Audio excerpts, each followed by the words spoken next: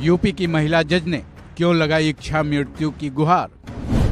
महिला जज की इच्छा मृत्यु की मांग का लेटर सोशल मीडिया पर वायरल क्यों। सीजेआई चंद्रचूड़ का महिला जज के लेटर पर कैसा एक्शन।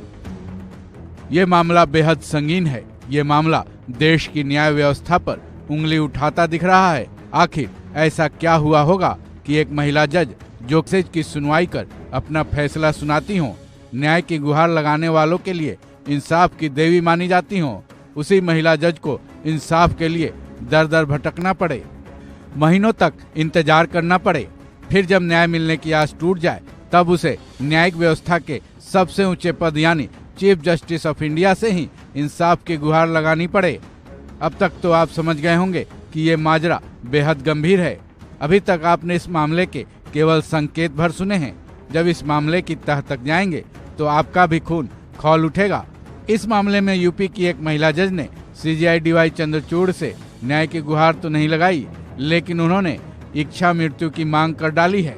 इसके लिए इस महिला जज ने सीजेआई को एक लेटर लिखा है, जिसका भाव जानकर आपका भी मन करेगा कि उन्हें पीड़ित करने वालों को खुद ही सजा दे दे, लेकिन कानून हमें इसकी इजाजत नहीं देता है।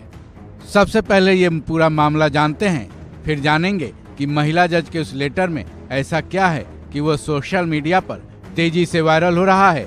ये मामला यूपी के बांदा जिले की एक महिला सिविल जज का है, जिन्होंने सीजेआई के नाम से एक लेटर लिखकर इच्छा मृत्यु की गुहार लगाई है। इस महिला जज का आरोप है कि उनके साथ बेहद अपमानजनक व्यवहार किया गया है, उनके साथ मानसिक और यौन प्रताड़ना की गई है, जिससे वो बेहद आहत हैं। इसलिए अब वो जीना नहीं चाहती हैं, जिसके लिए उन्हें इजाजत दी जाए।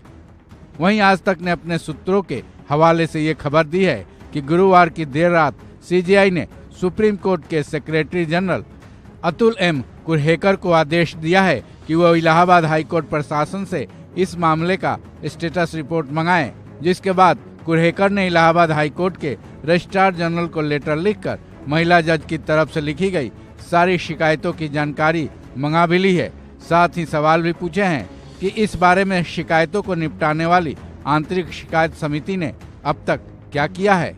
बांदा जिले की इस महिला जज ने अपने लेटर में सीजेआई को क्या लिखा है, ये भी जान लेते हैं।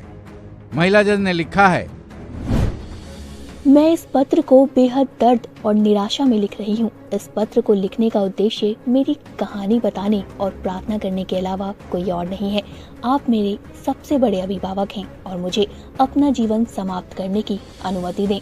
मैं बहुत उत्साह और इस विश्वास के साथ न्यायिक सेवा में शामिल हुई कि मैं आम लोगों को न्याय दिलाऊंगी।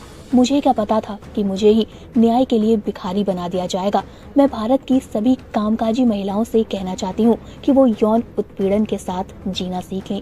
ये हमारे जीवन का सत्य है। अगर कोई महिला सोचती है कि आप सिस्टम के खिलाफ लड़ेंगे, तो मैं आपको बता दूं कि मैं ऐसा नहीं कर सकती।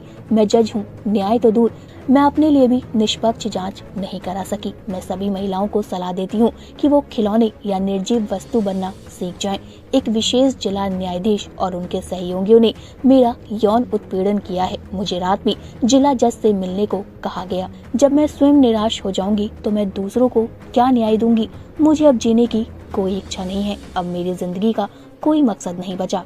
कृपया मुझे अपना जीवन सम्मानजनक तरीके से समाप्त करने की अनुमति दें। बता दें कि हमने इस महिला जज के लेटर में लिखे गए अंश को दिखाया है। यूपी की इस महिला जज का मामला 1.5 साल पुराना है। इस मामले में उन्होंने इलाहाबाद हाई कोर्ट के चीफ जस्टिस से भी न्याय की गुहार लगा चुकी हैं, लेकिन वहां से भी उन्हें निराशा ही हाथ लगी।